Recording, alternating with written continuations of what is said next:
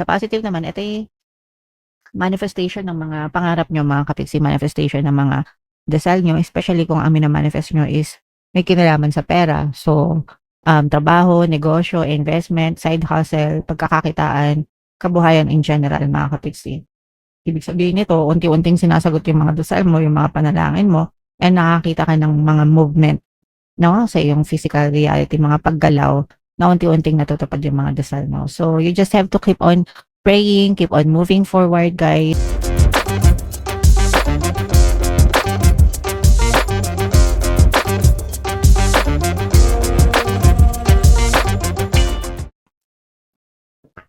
Hello guys, hello Gemini, welcome back to Pinay Pixie Tarot. Ang pamagat ng episode natin for tonight is mga blessings para ngayong August para sa Gemini, Sun, Moon, Rising sign, and Venus. Unahin natin tong deck na to guys. Ito yung mga angel messages.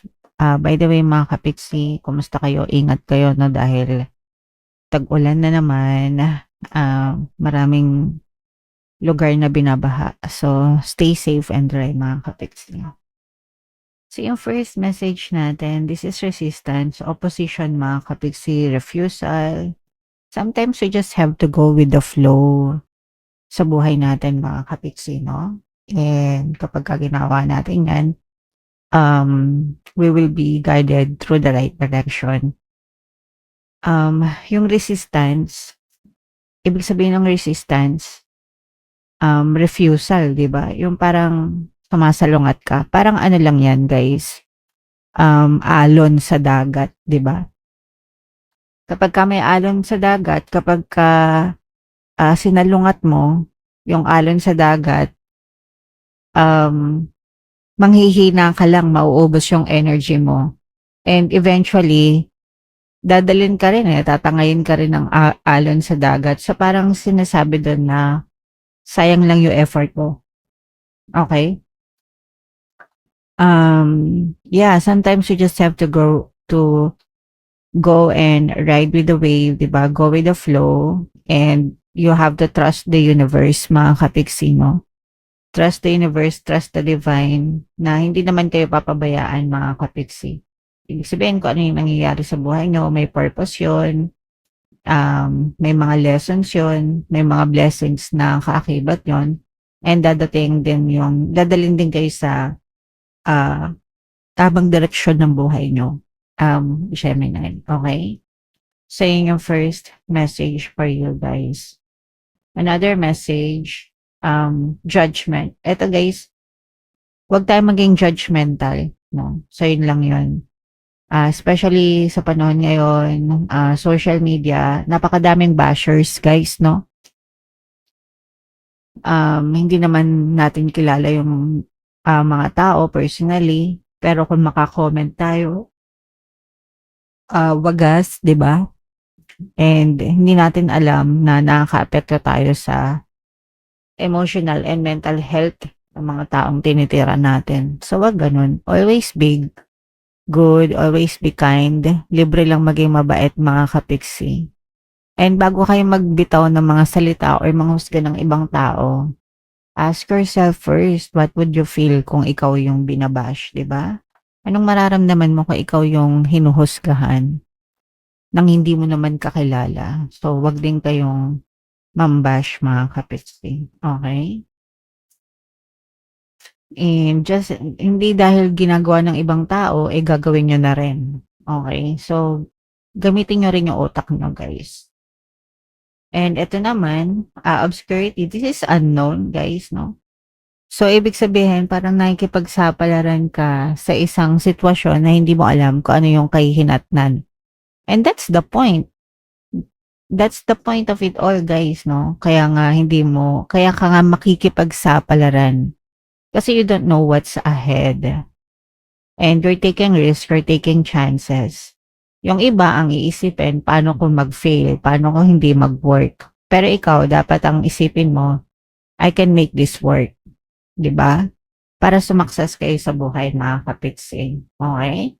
Alright. So, yan yung mga angel messages para sa inyo, guys. Comment down below if naka-resonate kayo dyan. Ito naman ay sa love mga kapiksi, tingnan naman natin yung love message for you. So, the key to unlocking the love you seek lies in the delicate balance of give and take, where both hearts are nourished and supported. So, dapat talaga sa pag-ibig, guys, give and take tayo, no? Marunong tayo magbigay, pero dapat tumatanggap din tayo. Hindi pwedeng bigay lang tayo ng bigay, tas wala naman tayong tinatanggap. And it should be the same with your specific person. Kasi kaya nga siya relationship dahil dalawa kayo. 'Di ba? So, kung mag-isa ka lang na nagbibigay, ano pang point na nag-in a relationship ka if you're not receiving something in return, mga kapiksi. Kapag ka ganun, mas mabuti pa na mag-single ka na lang and you just focus on giving your love to yourself, 'di ba? So, nagets nyo ba? Sana nagets nyo, mga kapiksi. Alright? Okay, so comment down below, guys, if feeling nyo naka-resonate kayo dyan.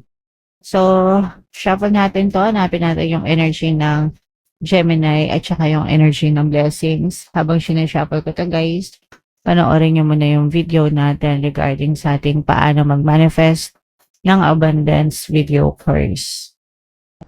Kapiksi, sawa ka na ba sa mga struggles at hirap sa buhay mo? Masipag ka ba at masikap sa buhay ngunit hindi ka pa rin umaasenso? Ilang beses ka na bang nag-attempt magnegosyo at mag-invest pero palagi ka pa rin nalulugi? Sa pagkakataon na ito ay maaaring may subconscious beliefs ka na nagiging balakid sa iyong pag-unlad at pagyaman. Introducing, paano mag-manifest ng abundance video course. Dito ay matututunan mong ma-overcome ang mga balakid mo para tuluyan ka ng umunlad, umasenso, sumagana, maging matagumpay, successful at maswerte sa iyong kabuhayan, pera, trabaho, negosyo sa lapi at kaperahan ng bonggang-bongga. Dali, mag-send na ng email sa pinoypixitaro@gmail.com at simulan na ang iyong pagyaman ngayon. Alright, so sa lahat ng gusto mag-avail ng course, guys, meron tayong paano mag-manifest ng abundance video course, paano mawala ang third party at magkaroon ng harmonious na relationship, paano pabalikin si ex, revise breakup. Sa mga interesado, guys, mag-send lang kayo ng email sa pinoypixitaro@gmail.com. And sa mga naghahanap ng pampaswerte, guys, meron tayong money shaker jar. Ito yun, guys, no? Super late na bote nito, pero super effective yan, guys. And super powerful. At saka ito. So, ito yung ating WhatsApp number, mga kapiksi. I-chat nyo lang ako dito, guys. So, Gemini, kayo in-represent ng Queen of Swords. Ito yung ating blessings energy, mga kapiksi. So, ilatag muna natin lahat. Babasahin natin both positive and negative. Yung positive, guys, yan yung mga possible na blessings nyo. And yung mga negative naman, yan yung mga posibleng balakid nyo or mga negative circumstances. So, ang nakikita lang natin dito, guys, na posibleng balakid nyo is yung mga limiting beliefs nyo at saka yung mga doubts and fear. Palagi ko naman sinasabi sa inyo, guys, na yung mga duda, yung mga takot natin, yan yung pumapatay sa pangarap natin sa buhay, di ba? Kagaya nga nung narinig ko dun sa movie na dun, mga kapiksi, merong sinabi doon yung isang character, sabi niya, I must not fear. Fear is the mind killer. It's a little death that brings obliteration. So, in layman's term, ibig sabihin nun, huwag kayong matakot kasi yung mga takot nyo, yun yung pumapatay sa mga pangarap nyo. And yun yung mga balakad ng iba sa inyo. Because you have a lot of doubt. Nagdududa ka sa sarili mo, natatakot ka na gawin yung isang bagay just because of your fears. And you have to understand na yung fear, yung takot, it's just a state of mind. Nasa isip lang natin yan. Mga kapiksi, kung hindi mo i-entertain yan, hindi yan mag-exist, guys. So, alisin nyo yung mga takot, alisin nyo yung mga duda sa isip nyo, mga kapiksi, para magkaroon ng movement sa buhay nyo. Para magkaroon ng movement, para makausad kayo, para sumakses kayo sa buhay, mga kapiksi. Okay? So, yan yung balakad sa inyo. Sa positive naman, ito yung manifestation ng mga pangarap nyo, mga kapiksi, manifestation ng mga dasal nyo, especially kung ang minamanifest nyo is may kinalaman sa pera. So, trabaho, negosyo, investment, side hustle, pagkakakitaan, kabuhayan in general, mga kapiksi. Ibig sabihin nito, unti-unting sinasagot yung mga dasal mo, yung mga panalangin mo, and nakakita ka ng mga movement, no, sa iyong physical reality, mga paggalaw na unti-unting natutupad yung mga dasal nyo. So, you just have to keep on praying, keep on moving forward, guys. Kailangan consistent, kailangan mag-persist, no? Hanggang sa mag-manifest talaga yung mga dasal nyo, mga ka-fixing. Alright? For some of you guys, no, meron din mga malalaking kontrata, transaction, na ma-experience kayo. At saka kung meron kayong mga nilalakad, guys, for approval, mga application na naka-pending, ganyan-ganyan, maaari na tong magkaroon ng magandang resulta sa inyo, guys, okay? So, i-push nyo lang yan, mga kapiksi, antay nyo lang. And habang nag-aantay kayo, guys, just tell yourself, everything is always working out in my favor, okay? Yeah, so palagi nyo lang sabihin yan para talagang maging pabor sa inyo yung mga sitwasyon. So, eto guys, sobrang mga kapiksi, no? Sabi ko nga, nagmamanifest yung mga dasal nyo, especially pagdating sa money. Yung money status nyo, guys, very stable. May lumalabas, but may pumapasok, okay? So, yung pumapasok na pera sa inyo, consistent siya and stable. And for some of you, lalo na kung may mga business kayo or negosyo, nararamdaman natin na medyo busy, abala kayo sa mga business nyo, you have collaborations, may mga tsaka room for improvement, no? Kumbaga parang nag-i-improve yung business nyo, nag-i-improve yung sales nyo, nag-i-improve yung mga produkto nyo, no? So, there's an improvement, mga kapiksi. Kaya lumalakas din yung sales nung iba sa inyo. At saka, kung wala man kayo kung wala man kayong negosyo, pero meron naman kayong mga side hustles, ganyan, may trabaho kayo, tapos nagsa-sideline kayo, nararamdaman natin na nagdi-deliver din yung inyong mga side hustle. Ibig sabihin, kumikita din yung mga extra income nyo. Okay?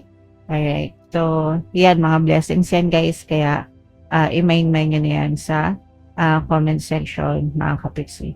And ito, guys, nakikita natin na nagbubunga yung mga effort nyo, mga kapiksi, no? So, yung mga sakripisyo. Yung mga sakripisyo nyo, yung mga effort nyo, guys, unti-unti na siya nagbubunga, yung mga paghihirap nyo dati. Yan. So, nakikita nyo na yung mga magagandang resulta niyan ngayon. So, deserve nyo yan, mga kapiksi, dahil sa pagiging masikap and pagiging mabuti nyo, guys. Okay? Alright. Dito, nararamdaman natin na may mga stress din, guys, no? Pero, maswerte ka kasi you have a special person. This can be your specific person, guys, partner, jowa, asawa, boyfriend, girlfriend, ganyan, na kadamay mo, dinadamayan ka every time na nai-stress ka, every time na may problema ka. So, blessed ka dyan kasi hindi ka nag-iisa, mga kapiksi. Okay? Alright. So, pasensya na, guys, kung naririnig nyo. Malakas talaga yung ulan dahil sa habagat, wala na tayong magagawa dyan, mga kapiksi. So, pasensya na kung naririnig nyo yung ulan sa background. Okay, so comment down below, guys, if naka-resonate kayo lahat ng mga magaganda dito, email nyo na, guys, sa comment section. And for more tarot readings, ito yung playlist nyo, guys. Ito naman yung ating success stories ng paano mag-manifest ng abundance video course.